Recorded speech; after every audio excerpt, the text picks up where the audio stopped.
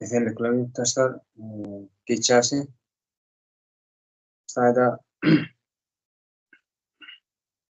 Suat diğerinde Türkmenistan'ın sömürgesinin gelip çıkışı vardı. Yani tarihleri çek böyle da tarihten şu neçeler devam ettirip kendilerini basış yani Türkmenistan'da. Bulan hukuk oracı bir öğren tanıyan rahime olar, polisiye olar, solan istilen edilen zulüm. Yani imperiyanın ayaklarının yerde esas ayaklarının yerde. Sayda Yerden Muhammed'in tarafı iddiası sultan nimet al-Kasım'ı yerden gelen şartlar imperiyanın oyunlarının bir tane esası şeyle basışlarının gel olsa şehir kaynaklara heretler tarihe heretler sorun 1890 yıldan esas basışlar başlayan yani hemen halkın Rus imperiyası Türkmen topraklarına gelen halkın üstünde Kristofoya'da yani Vayen'den geçen jandarmeriya yani edinilecek yani imperiyanın düzgünlerine ya ideyatına karşı giden her bir Reyhan olsun, yaşayıcı olsun, yani maldar olsun, yani şu topraktaki basılanların yaşayıcıların karşısına edilen oyunlar. Başam yemeden aşağıya 1890'larda Suat Mar velayet, Balkan vilayetinin onun adı Levat'ın şey Türkmenistan topraklarındaki yerli yaşayıcıların topraklarını elinden alıp Kärende sonunda vermek. Yani şu an arenda yani Kärende fotoğraf geçen düzgün çok adını illerde. 1890 yıldan beri 100 yıl anıldı da 5 yani değil 130 yıldan beri devam etkilerdi. Bulanlamasında yani şu adamına sinesinden fotoğraf bakteriyalar, buğday, pahta, yine ekyan yıl geçe hatırlı yerlerim olun. Avur dedi Muhammed'den her udayhan yani değilne herediyançı materyal alet koyarlarda yığınan buğdayından tahtadan kontrol ediyorlardı. Bu odatlardan tahtadan buğdaydan halka için peydası yok. Yurda da diyan olur. Sonunda da yani şu devrin Hristiyanlarının mesela bariyerlerde şu atımı hemen. Şimdi Akpaşa devri diyelim 19. asrın ahiri, 20. asrın başına da 1916 yılda Orta Devlet Aralık'ta bu düzgüne karşı çıkmaya halkın milli isyan başladı yani milli karşı başka tarya. 1917 yılda da yine de revolüsyon yani Katarların gelmeyle Türkmen topraklarına araştırmalarının hafta beter yönelik başlayanlar. Yani şu terör başlayanın gazlı terör diye geçen de gazlı terörün başı 1918 yılda Peterburg'dan başlıyor. 1920 yılda yine Kırım'dan başlıyor. Bunlar ne demek ya? Her yurdun yani Peterburg'un şu artık Rusya'da elita yani o yurdun elite olan profesörler olsun, doktorlar, alimler, şahirler yani bu yurdun elitesi yani inteligensa aydın adamlarını temsil eden adamları yani Zatırlar bilen komünist düzeni bilen alaşmayan yani şu düzeni ters gören insanlığa karşı şahsiyete karşı olan düzgün ne diyorlar da kaşilik ortalarlar. Gaçan yurttaşına gaçan çakasmadan başkalar bilen yok ediyorlar da yani. At kimi atıyorlar, kimi sil kavura diyorlar yok yerlere. Yani kadınların efendim so kadınların başlayan şu var. Şimdi kadın olsun, akbaşa olsun, sonku komünist olsun, halk sonku Rus Federasyonu, bakan efendim yani Türkmenlerin başındaki tümürge de bunun kaptandan anonim şekilde şu atkiyalı mahkeme bahsediyor yani milli hukukçuluk deyip geçer aslında onun milli hukukçuluk ortadan milli hukukçuluğu için işleyen Türkmenistan'da filialları Türkmenistan'da da Muhammed Ulu Atabayev gibi Gayrı Atabayev, Muhammed Geldiyev, onun Böğreyev gibi bir neçe aydınlar bilim bilecek, böyle düşünceden ayrılabilecek dinin baskısını denanısındaki dinin baskısını değerli soruların bir cemiyetin ayağına tutulan cemiyetin neler vardır. Değerli sorular şu atları tedarik edebilecek bu önümçülük, önüne akılın, ilimin resmine getirebilecek aydınlar şoların bir oradan Kızıllar yok ediyorlar yani komünistler. Bir oradan kimsenin baş ağrıya, kimsenin Moskva çağırıp atılıyor. Kimse yolda basmaç deyip yani karşı milletin terör deyip edil şu ad dillere teröristler, ekstremistler deyişleri aldı. Bir yolun milli aydınlarını yok etmenin usulü. Yine de öz millerin elinden ediliptir. Şu ad şahirlerin bolup da yani 15. yıl 17. yıl aralık bilen 38. yıl aralık milli şahırlar olupdur. Yani bu komünist düzenin yanlışlığını halka aydınlık getirmediğini, bilim vermediğini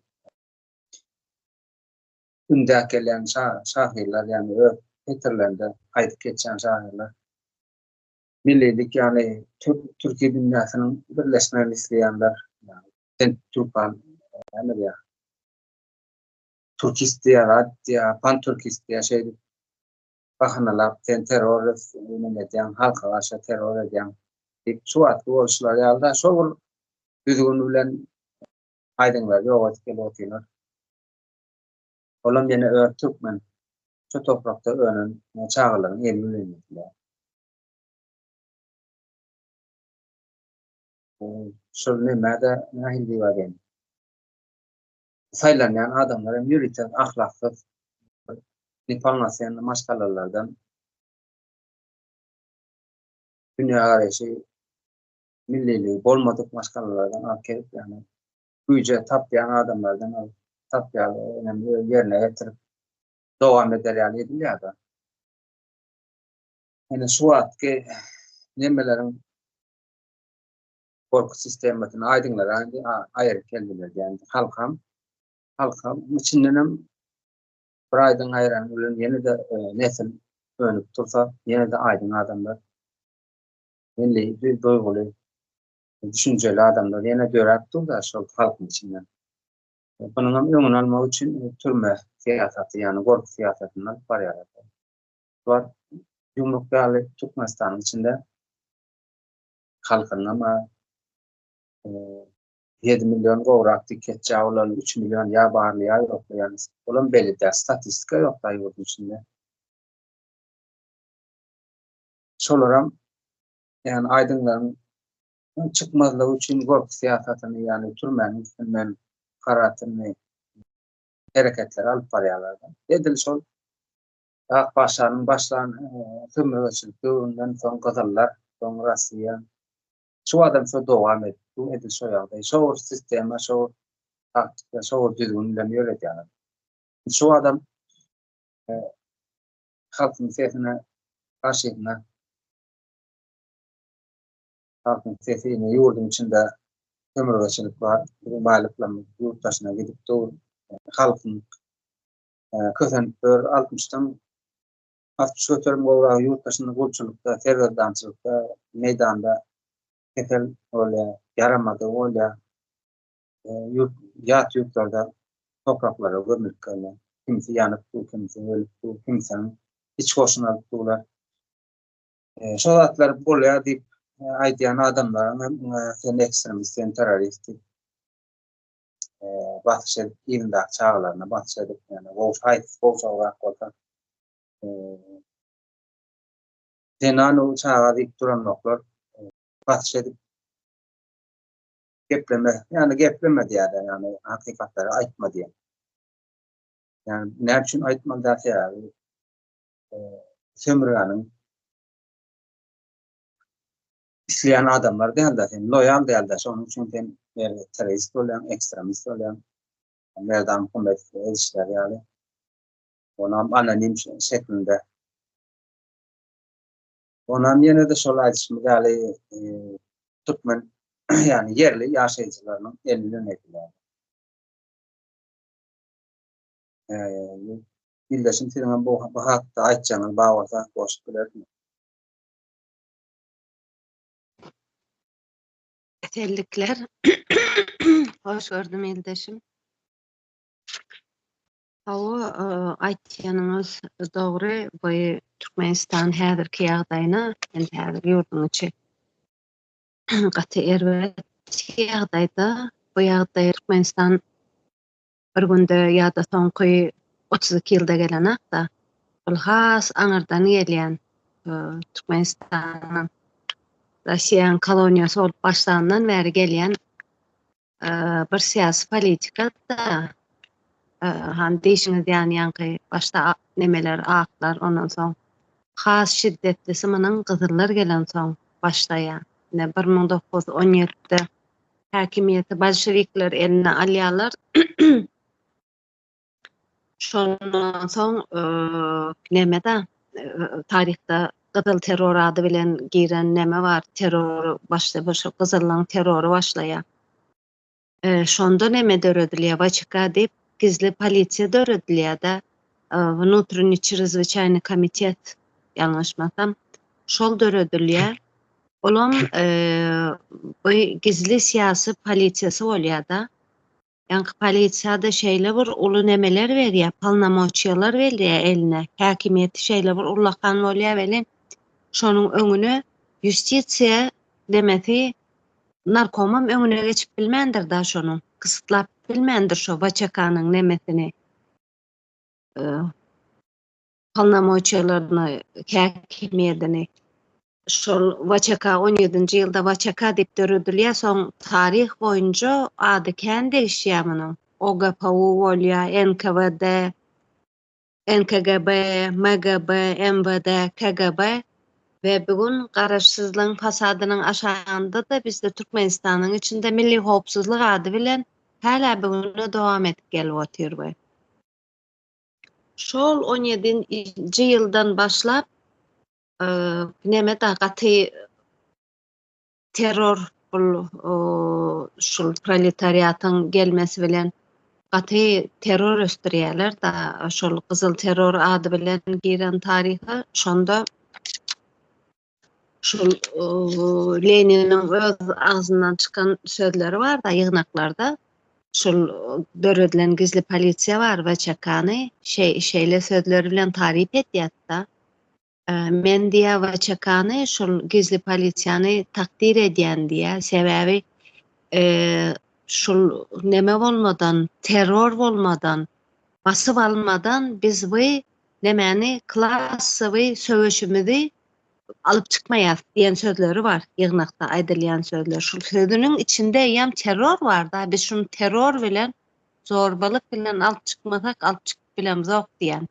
Ýani şo ýerden politika terör bilen başlaýar bu politika. 18-nji ýylda başlaýar aslında Kızıl terör da ýargysyz, suutsuz müňlerce kişini öldürilýär şonda. Müňlerce kişini zor bilen işletýärler, nemelerde, oba yerlerde müňlerce adamlary sürgün edýärler. Meselem 30 bilen 31 1930 bilen 1931-iň arasynda 1.800.000 adamy sürgün etýärler. Oturan yerlerinden. Näçe milletleri göç etdirýärler ýerinden. Bu kollektivizasiýany kabul etdirjek bolup emeli galadomorlar döredilýär. O ýerde näçe millionlarca adamlary öldürýärler. Onsoň näme uly terror diýip bir terror bardyr. Taryha şeýle uly terror bilen girendir. Iň bagşy kanly dönemedir şol. Şol wagtky döwrüň we şol döwrü Staliniň repressiýalarynyň döwrü da 37-nji ýyldan 38-nji ýylda bolýar. Şol bir ýylyň içinde bara 800 miňe ýakyn adam bulaklardan geçirýärler we 400 miňe ýakyn adam atylyp öldürilýär da bir ýylyň içinde. Özüm nemesiz ýanky ýargylamasyz, suud etmeden, zat etmeden ýöne tutyp alyp, gören ýerinde tutyp alyp äkidip ataýan ekenler. Biz suda esliýetli diýerler. Onsoň şeýle nemeleri gitýän eken özüm, raznaryadkalar gitýän eken. Arada biziň bir Arslan ýyldaşymyz gurrunwerdi, bir polisiýada bir nemede işi düşendi.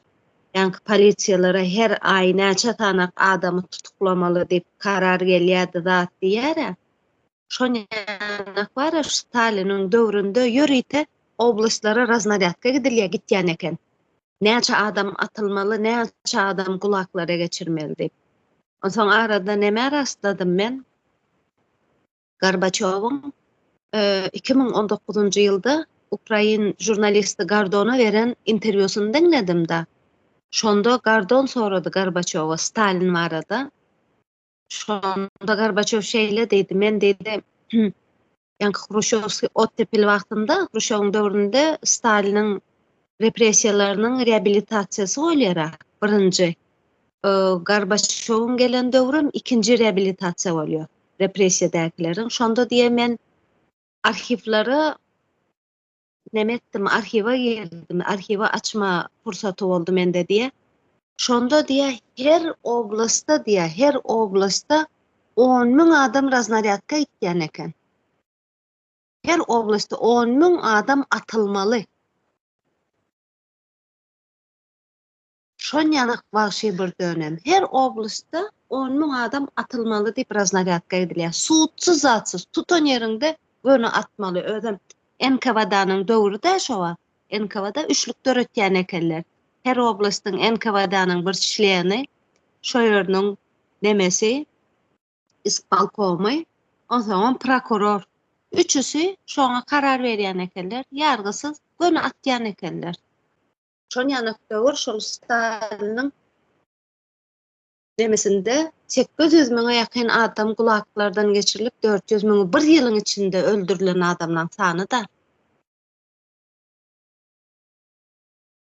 Şo derece kanly bir sistem eken da bu. Ondan soň 30 bilen 31-nji ýyl arasy dedim, 1.800.000 adama sürgün edilýär. Onsoň şol nemeniň Sovet Soýuzynyň 74 ýyllyk nemesi bar da, ömrü 74 ýylyň içinde yaklaşık bara 40 milyon bilen 55 milyon arasında adam öldürülüpdir da. 74 ýylyň içinde. Şol nemeler bilen, ýanky dürlü ýarlyklar bilen, kulak, basmaçy, halkyň düşmany, parazit, ondan soň bir topar şoňanak ýarlyklar bilen ýöne göni adamlary öldürýän ekenler. Ýani bilşiňiz ýanyk şeýle bir kanly sistema da, bu gelýän sistema, şo aňyrdan gelýän sistema we munyň netijesi şol sistemany ýaşatmak üçin adamlara korku salyp, zorbalyk bilen, edenetdilik bilen, ýargysyz, zatsyz, suutsuz atyp gyryp türmelerde munyň hem esasy, ýanky bul buna karatelny sistema diýip bilýärler. Karatelny sistema munyň hem iň esas organy, ýanky diýen organymyz şu häzirki döwürde milli howpsuzlyk bolan organ o şawatlar NKVD, KGB, VÇK adlary tarih boýunça degişdirilýän ýöne politikasy hiç wagt degişmedi bularyň. Şol bir politikany etip geldiler bular. Bularyň görebi gorku salmak millete. Onam türmeleriň üstü bilen etip geldiler. Türmelere salyp tutan ýerinde atyp ýa-ni insandaşy gynamalar bilen mesela mine 30-njy ýyllardan soň kollektivizasiýany kabul etdirjek bolup emeli açlyk döredip neme edip näme diýilýär on Galadomorlarda näçe million adamy gyrdylar. Ýön bir şol insana garşy bir sistema da insana garşy bir sistema. Ýöne adamy gyryp gelýär, öldürüp gelýär. Şu sistemadan daşa çykany öldürüp gyryp eden etdiligini etip gelýär. Yani indi geleli biziň neme häzirki ýurdun içindäki ýagdaýdyň şol Staliniň döwrü bilen deňeşdirmeli. Deňeşdirmäsäň başga beter bolsa beterdir şondan hiç şondan kem ýeri ýok da şu wagtky ýurdun içindäki ýagdaýyň. Şu ýurdun içinde hiç bir kanun ýok. İnsanyň bir doglanmakdy neme bolýar bir kanunda da var adamın verayatyň kanunu dip Türkmenistanyň konstitusiýasynda da geçýär. Adam doglanmakda bir takım haklar bilen dogulýandyr. Yaşama hakydyr, hereket etme hakydyr, düşünme, oýlanma hakydyr. Yaşayan ýeriniň şoňa aitlygy, şol yaşayan ýeriniň goranmasy haky bardyrmynyň içinde. Ine şol haklarynyň haýsy biri ýurdun içinde häzir neme edilýär? Hiç näsem demediler ama näme edilýär? Hak, hukuk bar bolsa insanlary şu wagt ýurdun içinde oýlanma başaryp bilseler dem aldyrjak geller. Şeýle ýagdaýa geldi. Kanun hiç işläne ýurdun içinde. Häle şol häzirki diýdiňimiz şol karaçylyny sistema häle bugüne bizde hereket etip durda. Ne 91-nji ýylda garaşsyzlyk aldyk diýip welin wara. Ine Pribaltika döwletleri bardyr. Sowet Soýuzundan aýrylan wagtlary nemedendirler? Arhivleri açyp siýasy bir arastalama geçendirler. Yani öňkü şol bizli taýny polisiýa, KGB, NKVD şolardan neme galan nemeleri, elementleri arastalap ýok edendirler. Sebebi şol galandyрлary arhivleri açyp ýok etmeseň öňkü sistema ýok bolmaýar. Evet, täze sistemanyň gury bilmeýär. Onça Pribaltika döwletleri arhivlaryň baryny açdylar we illüstrasiýa geçirendirler. Emma 91-nji ýylda Türkmenistan garaşsyzlygyna alanmakdy. Hiç siýasy arasdaçylyk bolmady we illüstrasiýada geçilmedi. Arhivler häle açylan däldir. Şonuň üçin o sistema häli bugüne şeýle dowam etip gelip otyr we häzirki milli howpsuzlygym şol gizli polisiýanyň, şol karaçyny sistemanyň iň esasy organy höküminde şu atam ýurdun içinde hereket edip otyr we millete gorku salýar. Gorkuýan dawa aýdyp berdim. Indi ýa-ni bir ýurdun esasany Türkmenistan barada görüňesek Gızıllar gelen soň oğlar aklar bolup geldiler. Yani akpaşa soň gızıllar gelen soň ýene de şol halkyn torga çykajak adamlar diýil ýa-da indi dilinde. Meňem ejem tarapdan tatlyk wadi bawa diýasta şondan 1927-nji ýylda näme bir ýarymlyk sürgüne ýeberýär. Näme üçin ýeberýär? Sen baý goýup diýär. Näme üçin bir ýerinde düýesi bolupdyr, at bolupdyr. Bir ýarymda işgär bolupdyr. Yani ortada ýaganda sen baý goýup diýip uğraşýarlar. Bir ýarym sürgünde bolup gelýär. Yani şol baýyň özlerini ýok edýärler, gaçanyň açýa eýrany, owany. sisteme karşı olan adamlar da diyeyim. Adam yani konstitüsiye geçtiğinde adamlar hayat aslında geçen de şu arada ayıp geçti konstitüsiye yanlış yazılan Türkmenistan konstitüsiyonu yanlış yazılandığını ne mani çıkıyor demek ol halk için yazılmandır yani yok demek de o şu an kararlanıyor ya da yani karartının mekanizm vardır mekanizma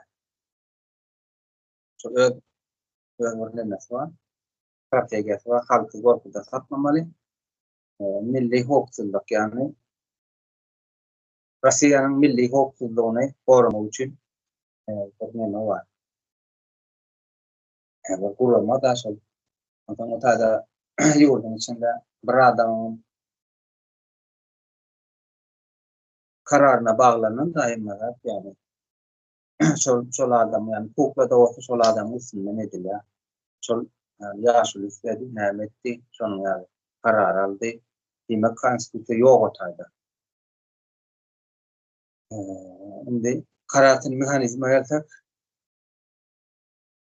şu adamın dediler ekstremist terörist yurttaşındakiler eyle yurttaşındakiler bağlılık ediyor hepsi hemelerle gражданский uruş değil ya da bana göze görünmeyen anonim var içinde diyorlar yani yurttaşındaki göze açılan adamlar bilen yurdun içindeki göze açılmadı bir kapsulanın içinde saklanıp gelen halkın arasına yani çöp atıyorlar.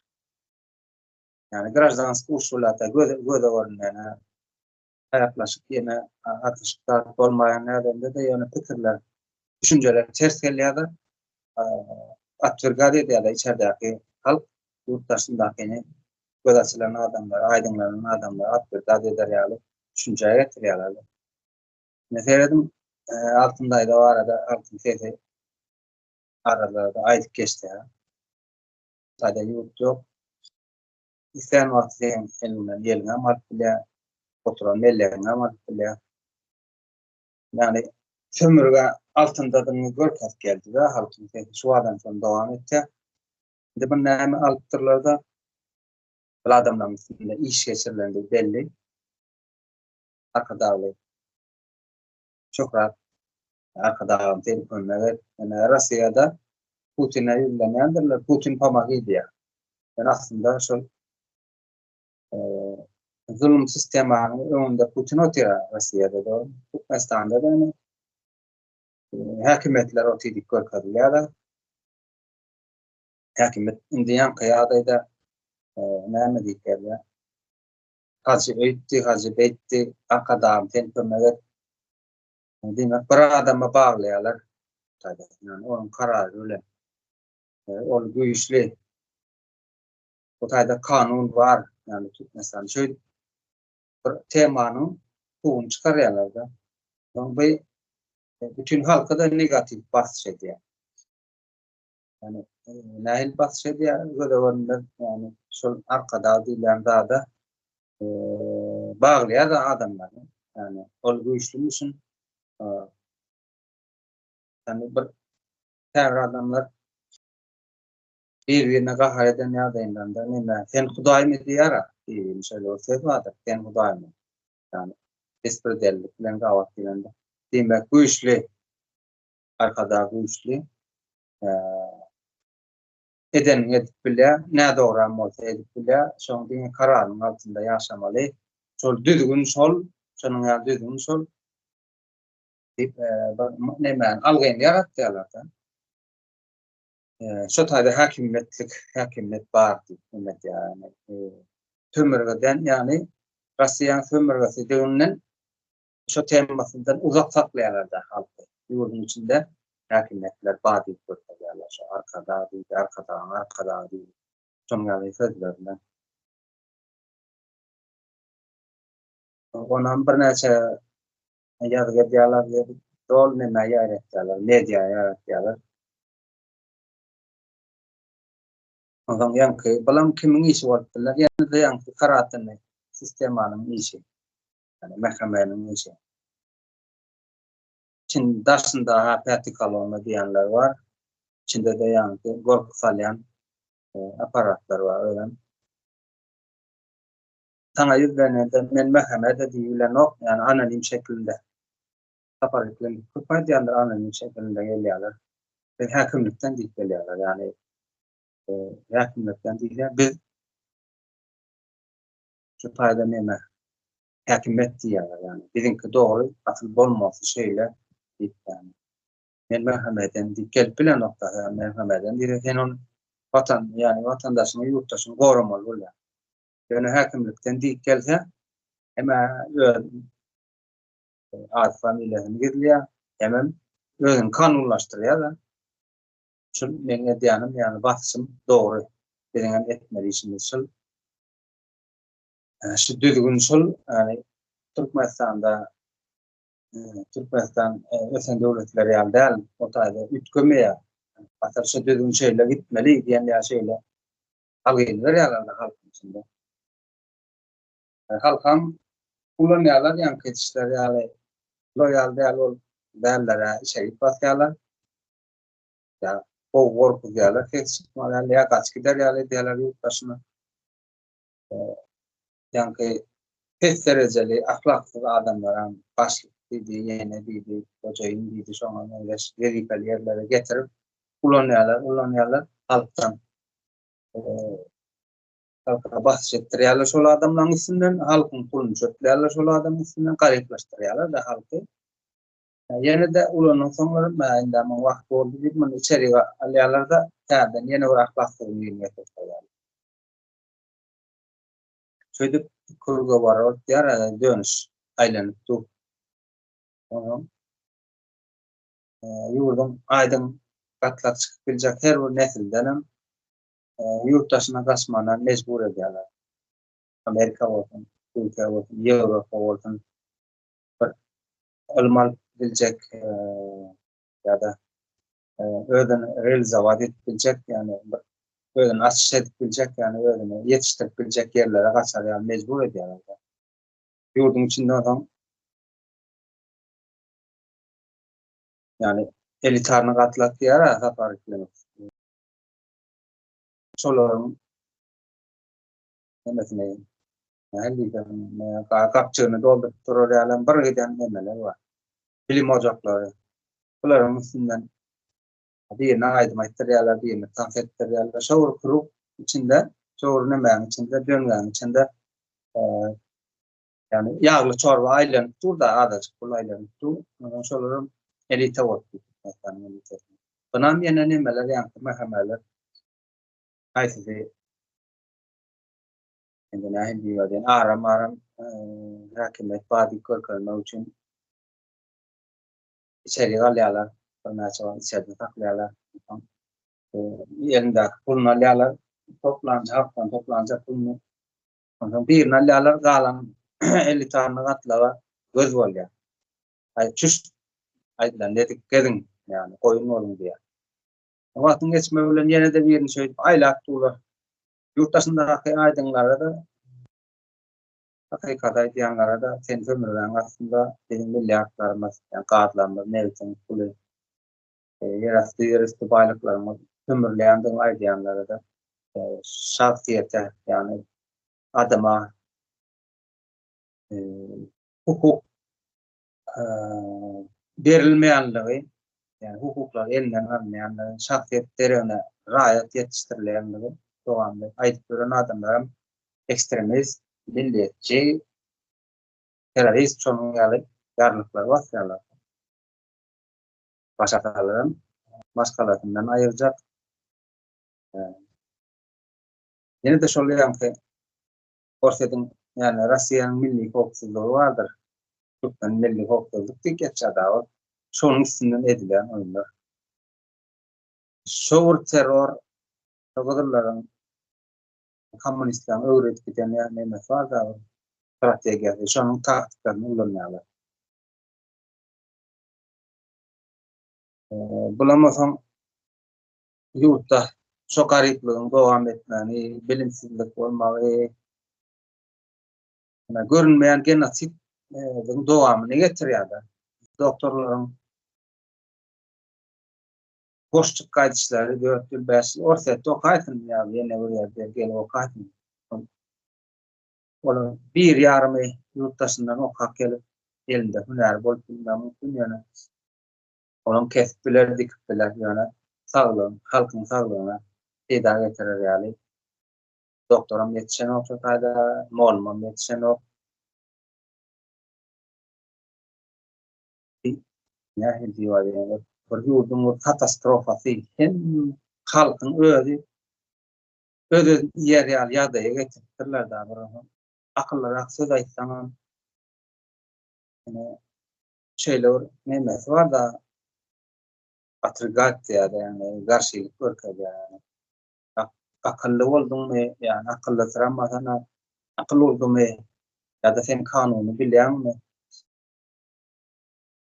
Onun üstesinde de nemän dowam etýärler. Dini. Demediler, impoze etdiler. Arap kulturasını aymarat diýip bir zat var nemeden Petrovkadan öz dili bilen aýdyp otyr. Ýol görewçilik bilen, polisiýa bilen, milli hokukçylyk bilen komitet diýipdir. Şolar bilen işleşýän diýip, ýani şolaryň ýygnaklaryna gatnaşýan, men şolaryň adamsy diýip göni aýdyp otyr öz dili bilen. Türkmeniň milliligi diýär, ýani türkmeniň asly türk boýlaryndan gelýär. Ol näme diýär? Türkmeniň asly diýär araplardan gelýär. Ýani islamdan gelýär. Zamide göre Arabistanda göre. Doğru.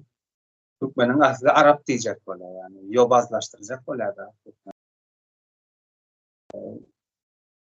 Bir dile var, owadan ýetmemäne oňarya ýürese geçilip koyulýan nemeler de pat kontrolne bolasmaklar. Ýene de ol şo ýanky terror öňsürýän mähemeniň nemesinden adamlar da. Şolaryň getiren adamlar. Şonuň ýaly ildeşim goşanyp wagtda ýene siňe goşan.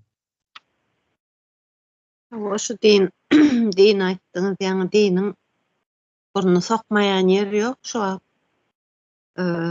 konstitusiýada ýazýandyr, diniň ne döwlete, ne bilime goşulmaga hiç haky ýokdur. Türkmenistanyň konstitusiýasy boýunça. Emma din döwletde de bar. Ne agdy bilen aýdyp otyr. Diýdiňiz aýmyrat. Mekteplerde de waziyetçi diye günlük nemeniň maşgalanyň içine de girmiş durumdawy. Aýanyňyzy öýdüňde beýdiň, çağalaryňyzy öýdüň, beýdiň diýip bütün sferalarda burnu sok etýär. Ýani ýurdun içindäki bütün sferalaryň içinde kanunyň işlemeýänini görüp bolýar da. Neşe din diýende ne din bozup otyr. Balyk kellesinden porsaýa diýerler. Ýokarda kanuny nemetmeýärler. Aslan ýurdun başyna gelen wagtda 2006-da kanunsuzlyk bilen başlady. Ondan soň ine häzir nemetýär şol arada halkyň sesi görkezde nähili biziň harbiler el öpýär. Ondan soň getirip ol mejlisiň içinde nemetýärler eli o kelepçeli getirip ine şolar wezipesinden peýdalanypdyrlar ýa ine eýtdirler, beýdipdirler diýip getirip halkyň öňüne getirip mejliste şolary halka görkezýär. Aslında gorku salýarlar welin, ýöne mejliste ediljek yer däle şu meselen şolary getirip mejliste görkezmek, o da bir kanuny bozmak. Bu jenaýat eden bolsalar muň üçin kadiýet bardyr. Kadiýet de çözülmelidir. Aslında şol nemeniň döwletiň üç tütünü diýär şol neme kanun çykarjy, ýerine ýetirji we kadiýet şolaryň hemmeti bir adamyň eline geçen wagtda konstitusiýada ýazýar şol üç tütün hiç bir adamyň eline geçmeli däldir diýär. Bir-birinden bagymly bir şekilde işlemelidir şu üç guruluş diýär. Welin ýöne bir adamyň eline geçmiş durumda şu an. Bir adam karar berýär ýurdun içinde. Olam karar bilen nokta karar berýän ýa şeklinde göretýärler. Hawa, ýurdun içinde baskı var ýanky değişiňi diýanak. Adat pikir ýok, adat hereket ýok, insanlaryň hereketini çäklendirýärler. Ýurdun içine girip çykma haky bar. O hakyna gysdylaýarlar. Öz nemesini, pikirini adat aýtma haky bar insanlaryň. Onu gysdylaýarlar. Meselem daşary ýurtda biri ýanky ýurtdaky bolýan zady dile getirjek bolsa ýurdun içinde ýakynlaryny nemetdiýe gorkuzýarlar. Bütün haýsy sferaga girsen kanunyň işlemeýänini görýärler. Ýokarda kanuny nemeden aklar, boyun bolan akla kanuny bozýarlar, aşaklar hep şu. Ene ýurdun içinde her wezipe gelen eden netip ýörer. Kim kammen diýip aslında halka döwlet ine häkimiýetiň nemesi çeşmesi halkdyr. Bütün häkimiýet halkynkydyr we döwlet halka hyzmat etmelidir. Ve her bir wezipe gelen neme halka hyzmat etmek üçin gelýändir. Emma şu wezipe oturulan adamlary görmeýäňizmi? Hyzmat etmek beýan otursun, kim kan diýip ýöne halky ezmek bilen. Kanunyň ýoklugy her ýerde demedilýär. Bozulýany her ýerde görülýär. Ine nemede şonuň üçin kanun işlemeýär, ýurdun içinde işlenýär kanun. Meselem şu türmelerde adamlar näme üçin otur? Kanun işlemeýän olsa näme esaslanyp adamlary türmäge salýaňyz? İşlemeýän kanunyň işlenen kanunyň näme esaslanyp adamlar türmede oturýarlar? Özüm türmelerimiz ene şol nemeden öňkü sistemadan gelýän türmeler. Ene şu wagt Russiýanyň penitentiarny sistemasy bilen Türkmenistanyň penitentiarny sistemasy depeden hiç nemesi ayrımçaky ýokdur. Şol bir sistemadyr. Ve şu wagt türmede oturan adamlaryň hemmesi haksız ýere otur. Doğru, döwlet bolmadyk ýerinde kadyet nädip bolýar, kadyet bolmadyk ýerinde nädip olary ýargylap içeri galýar adamlary. Şol ýanky tömürgäni görkenmek üçin, görkenmetlik üçin korku sistemasynyň nemeleri da gurallarynyň biri de türmeler.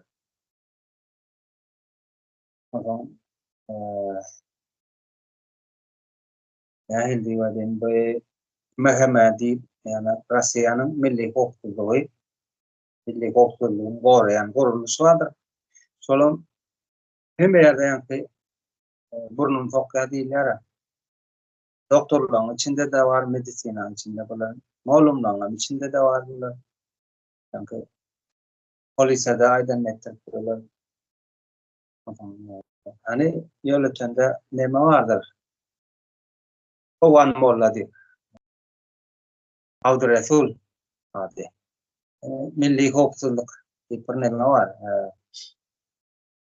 Şu wagtky avtostansiýanyň kapitanyna Kruk bar, bir wagtdan neme paxta araçlaryjy zawod edi şol Kunjakda aýlawda mähemeniň edaraty bar da ýani yerleşen ýeri. Şo taýyk baryp şol Abdurresul barıp içeridäki adamlara buyruk berýär, gerek bolsa gyýyp gaýtýar işlerini. Ol kim? Çele heretsek neme? Söwdegar, bayramalda, suwdan nokatlar var, marga var. Nähil ulo nädisler? Tar nomrly ulo nä. Tar nomry, taşar döwlet yani konsultanyň ýa ilçikanaryň zatlaryň yani daşar döwletli adamyň bir başga döwletiň içinde ulanýan ulanyň nemesi nomer belgesi bolýar da, tar nomry diýär. Asosdan nomer diýip geçýär, ýönekeýdildi. Başga ýurdun adamsy gelip yerli milli hokuklygyň üstüne baryp hem buyruk berýär, hem gaýyp gaýtýar aýtlar. Bu näme aslında Suudi Arabiyada görkezlerler aslında ýene bir Moskwanyň nemesi. Agent diýerler ýani. Moskwa bilen ýani ýöletendäki nemäniň arasynda posrednik, buyruk geçirji ortada. Demek, daşar döwletli ýani Russiýanyň bir agenti gelip seniň milli howpsuzlygynda aýdan etdirýän bolsa gerek, ola gyrýan bolsa. Demek sen otanyň näme milli howpsuzlygy däl şo mesela ýani gön aýdanda ýöleteniň milli howpsuzlygy däl sen ýurtdaşyna degişli sen. Ýani içindäki adamlar türkmen, yerli ýaşaýjy. Ýene de şol türkmen yerli ýaşaýjysyny ýani ýöletenligini gorkup bilýär. Telefona çykdy. Bir oğlan ýaşa bolan diýip, öz derdini aýtdy diýip, ylgap baryp ýa çağıryp, Türkmenistanda böyle zatlar geçmiýär, derdini aýtman däl. Diýip 7 sutka, 10 sutka içeri taklap, içeriden eline naruşnik takıp, bir tane oğlanyň daşyna, ýaşa oğlanyň daşyna 10 san ment dolup düşüp, marda, ýöletende de ýatyrman ýerine mara gidip ýatyryp, şonu gorkup salyp berişler daşy.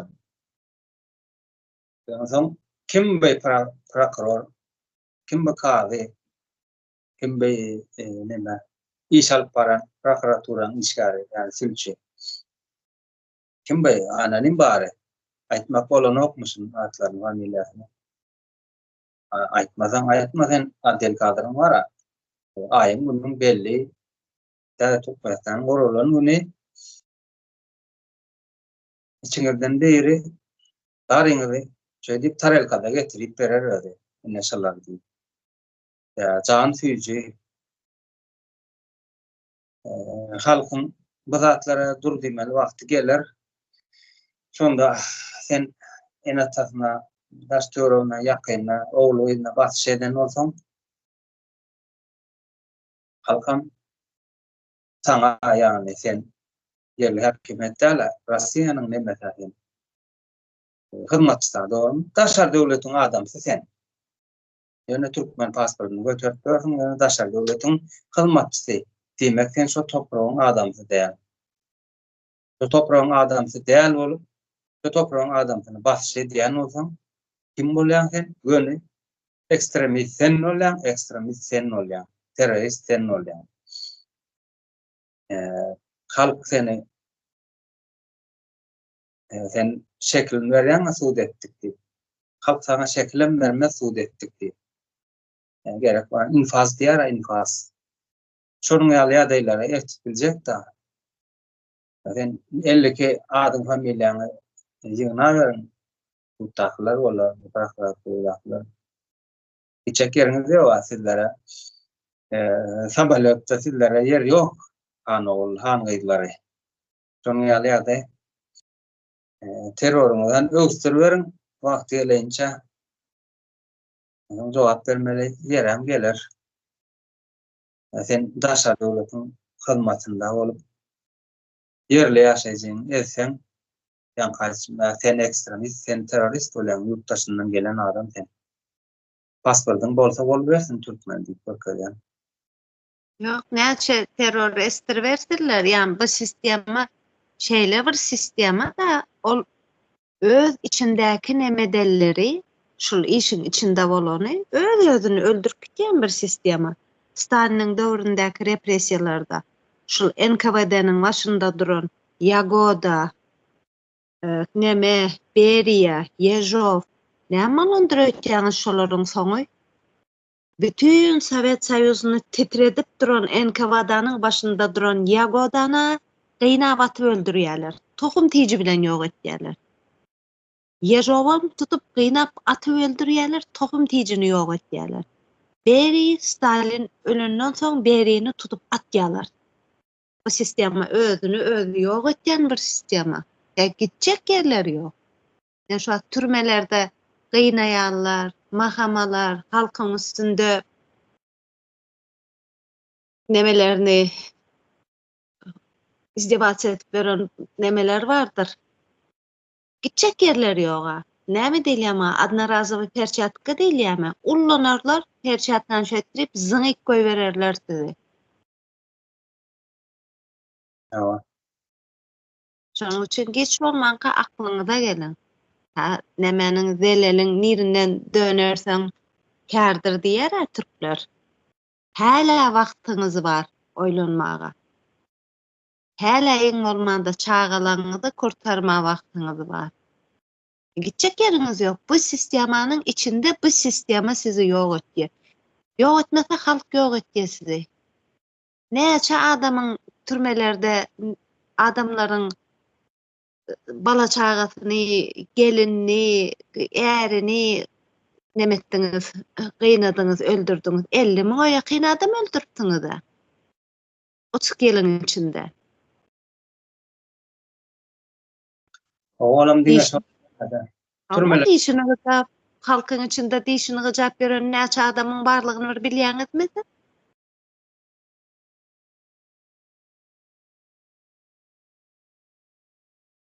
Halk bir ayağa galan wagtda näme boljagyňyzy gözeňize gelýändir.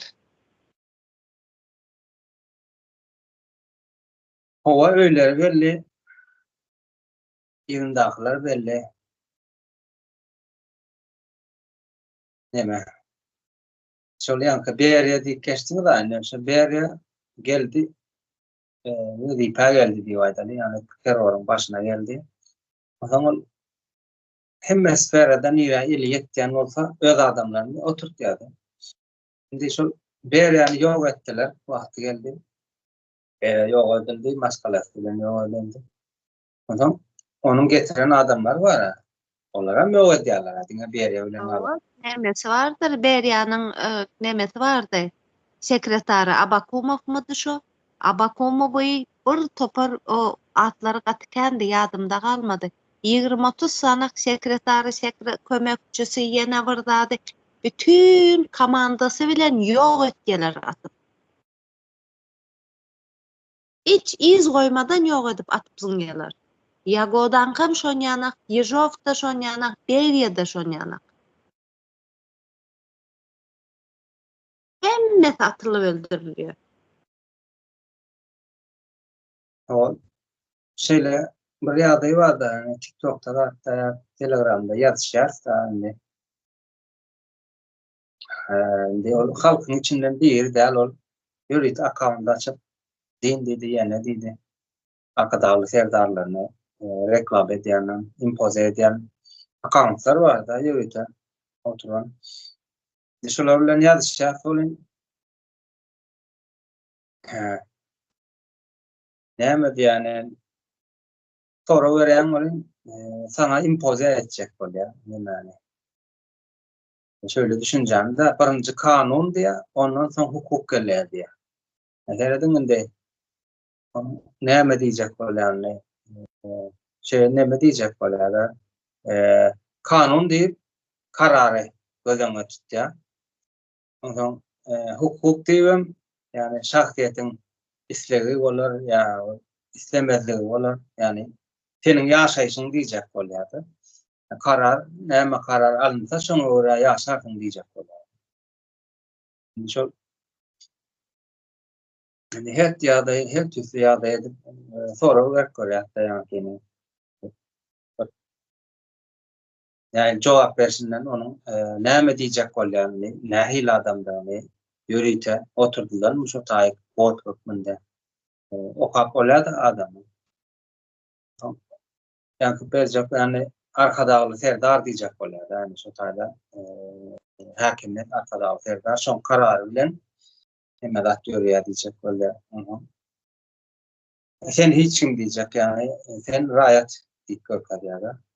Munam al-Kotaryan nähili men häkimlikden diýen näme Russiýa milli hukukçylyk adamlary Türkmen eşiğindäki.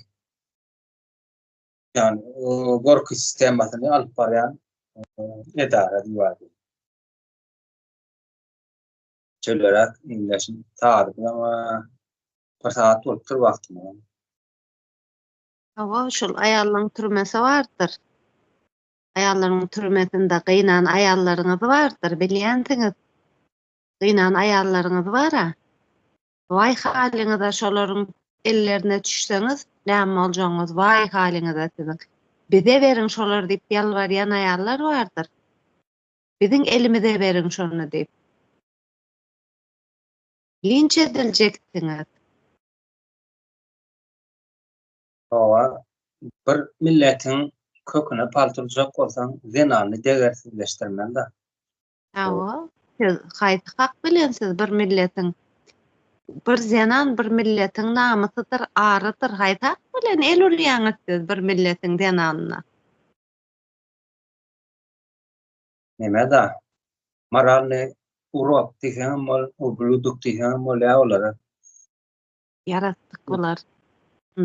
İnsan nemesine giren, insan obligyna giren bir janabar mı diýilýär, näme diýilýär bulara? Haýwan bilen deňeşdirip bolmaýar bular. Haýwanda da merhamet bar. Haýwanyň nemesi bar? Ýöreýän ýoly bar. Prinsipler var, şol neme bilen. Olarda prinsip bar. Zenalary ýarsyna bilen niýeti molla etjek, ýani dindar etjek, kail. Galan ýarsyna ezjek, ýani mertebesini tepkilenjek, tesin çykarjak. Awa, gor näme edip Aýmurat Haçynyň dagy dar köýnek geýteler, köýneklerini ýyrtyň aýallaryňyzyň diýip. Gözüňe bagyd edip mesjitde oturup bagyd edip kanuny bozup oturaby. Kanuna ma bozýan esasy şahsiýetiň hukuky bardyr, kanundan üstün ol. Şahsiýet kanunyň içinde de şo şahsiýetiň onuň mertebesi, onuň geýme azatlygy kanunyň içinde bar. Bozup otura düpedüz.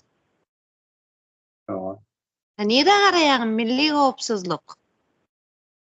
Goşulyp oturaýyna din, mektebe goşulyp otur, bilime goşulyp otur. Nire garaýan siz kanuny gorap, bol ýurdun içindäki halkyň asudalygyny goramaly dämisiz? Siz nire garaýan? Milli howpsuzlyk. Kime goraýan? Kimiň tarapyndasyz? Kimi goraýan? Kime garşysyz? Siz halkyň asudalygyny, halkyň hakyny, hukugyny goramaýan bolsaňyz, siz kiminkini goraýan? Halka garşysyz o zaman. Halkyň duşmanysyz. Olar turwany gorýarlar, taparyklym mater, olar turwany gorýarlar. Russiýadaky sistemanyň milli howpsuzlygyny gorýarlar. Soňky birinji ýyly, soňky bir ýyl nokak gelýärler awasy, Russiýada. Bir kastyak diýilýär, oňurgasy, bir ýurdun oňurgasy esker bilen demesidir ýani. Milli howpsuzlygydyr. Yani görünmez gora hukmunda da milli howpsuzlyk. Olam gidip bir sırly bir neme gorama bolmaly, hiç kim bilmelde, görünmelde.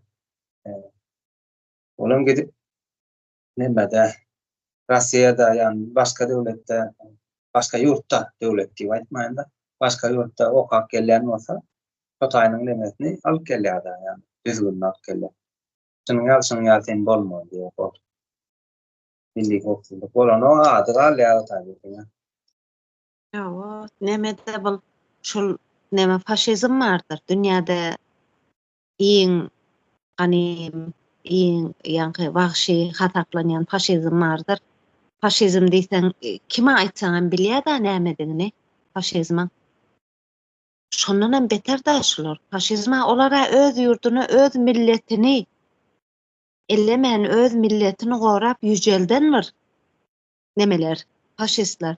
Bizinkiler öz milletini gyrana bular. Näme diýip bolýar bulara? Faşistden beter bir zat bular. Raşist. Faşistden hem beter bir zat da öz milletinizi özüňiz öz milletinize ihanet eden. Bulara bilemek. Öz milletinizi gyryp otursaňyz, siz öz milletiniziň, halkyňyzyň duşmany. Dönüksünüz siz. Dönük hakyky dönükler, ekstremistler, teröristler, şolar özleri. Ekstremistem ene siz ýa-ni kanun ýok ýurdun içinde. edenettilik, kanun yok yerde edenettilik bolýar, dogry dämi? Edenettiligini edip eden güç yeteninki.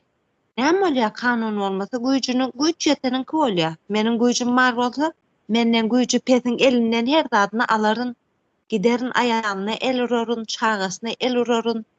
Şeýle bolýar, dogry dämi? Eger güýçlü bolup halkyň garşysyna şunu edip otursaňyz, halk näme etdi?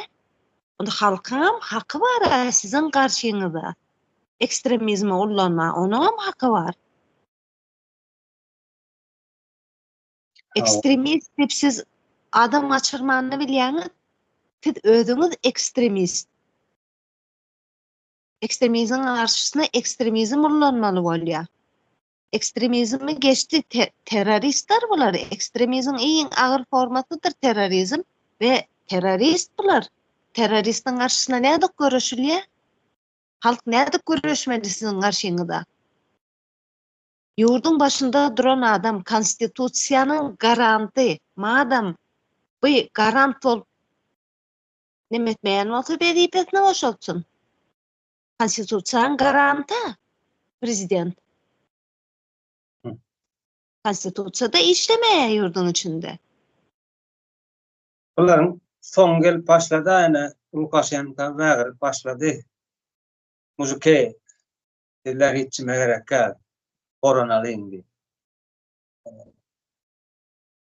Ve hayvanların ilerleyendirler. Dünya tədirliklerinin näme oluyor dünyada? Halkta nähili çeşme var. Halkda nettiler hayfir nasam öletke tekavlar. Ağaları deyinip var ya olan. Bu olmadı ehtiyarı yok olmalı. Onu yere vurunca o halktan kaçıp tutarva olmalı. Tädirden pozisiýasyny belli etmeli da. Taýda karatyn mehanizmady işleýän adama megdestatlar belli etsinler häzirden halkyň tarabyna geçmeli. Geçjek yerler yok geçmese. Halkam güýjüni bilsin. Halk sebebi häkimiýet halkdadyr, bu kanunda da var. Häkimiýet halkynkydyr. Halk öz güýjüniň farkyna varmaly. Halkyň güýjü siliň güýjüdür diýip bular bolsa 1000dir, 2000dir. Halk milyonlarça halk. 1 milyona halk. Bular 1 ming bolsa halk bularyň näçe gaty 1 milyona. Halk güýçlüdür bulardan. Diýne halkymyz öz güýjüniň farkyna varmaly. Biz güýçlü, güýjümiziň farkyna varaly. Kim bular? Hiç kim olar? Kim bular halkyň garşysyna çykarýany?